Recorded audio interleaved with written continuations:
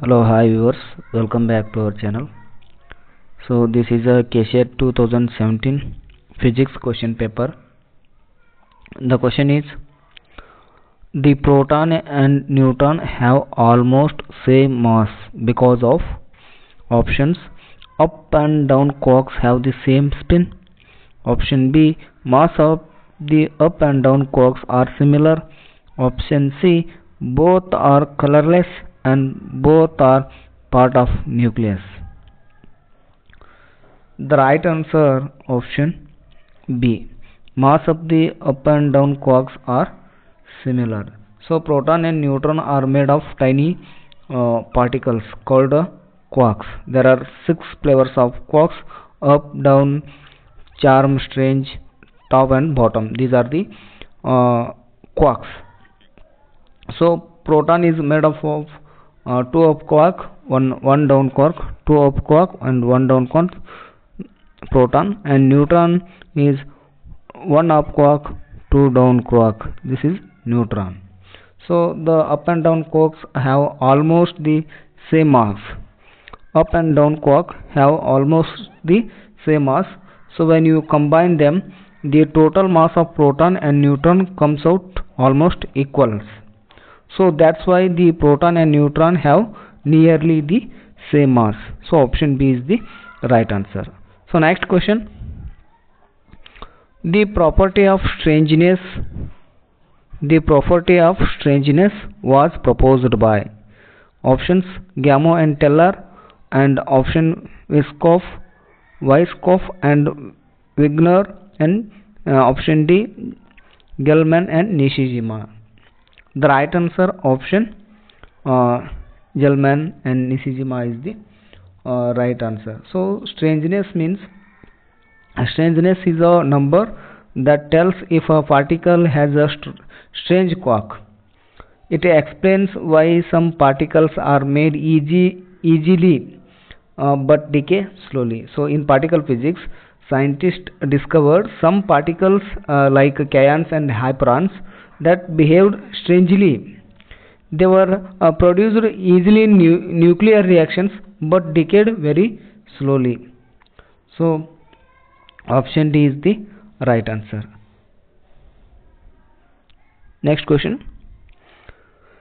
If two nuclei of mass M1 and M2 are fused to form nucleus of mass M and some energy is released, then options are given below: M1 plus M2 greater than M, M1 plus M2 less than M, and M1 plus M2 equal to M, and option D M1 minus M2 equal to M. The right answer option A, M1 plus M2 greater than M. So fusion means two light nuclei combine to form a heavier nucleus.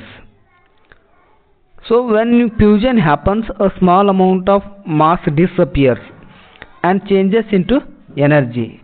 This happens because of Einstein's equation.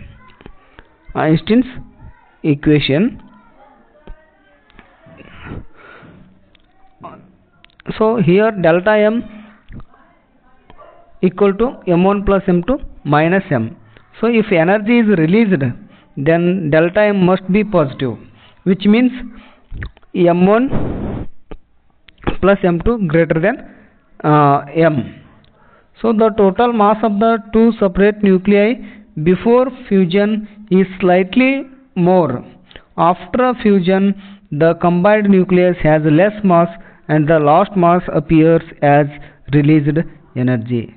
So in simple words, when two nuclei fuse, a tiny part of their mass changes into energy. So the mass before fusion is greater than the mass after fusion. The right answer option A. Next question. In the shell model with harmonic oscillator potential, closed shell occur for n or z equal to. So options are given below. Option A 2l plus 1 summation I 2l plus 1 summation 2 into 2l plus 1 summation 2 into L plus 1 and summation 2L plus 2 into 2L plus 1 whole square. So L is a where L is a 0 1 2. So the right answer option B, summation 2 into 2L plus 1. Each cell can hold 2L. Each cell can hold 2L plus 1 nucleons. When it's full, the nucleus is very stable. That means closed cell. The formula is N equal to summation 2 into 2L plus 1. This is the formula. So the right answer option B is the right. Next question. If the mass of the exchanged particle is m, then the range of the force is approximately equal to options h cut c by m, h cut m by c, h cut m by c, h cut m by c, and h cut m into c. The right answer option A, h cut c by m equal range force. This is a range force. So exchanged particle means when two particles like protons or neutrons attract or repel each other, they send invisible particles back and forth like throwing a ball between them. Those invisible particles are called exchange particles or force carriers.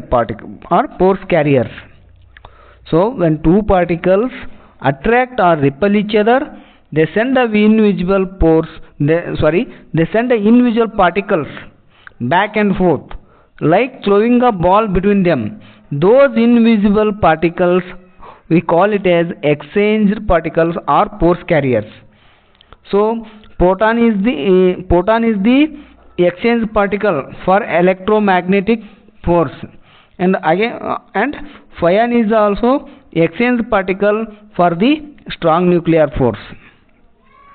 So physicist Hideki discovered that the mass of the exchange particle decides how far the force can act. He found this relation, range of force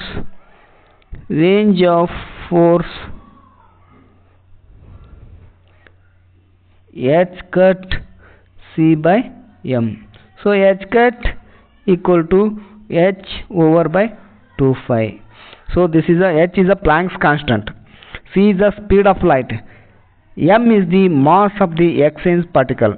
If the particle is heavy, it means large m, range is small. If the particle is light, range is large. Thank you. If you like this video, please subscribe my channel for more videos.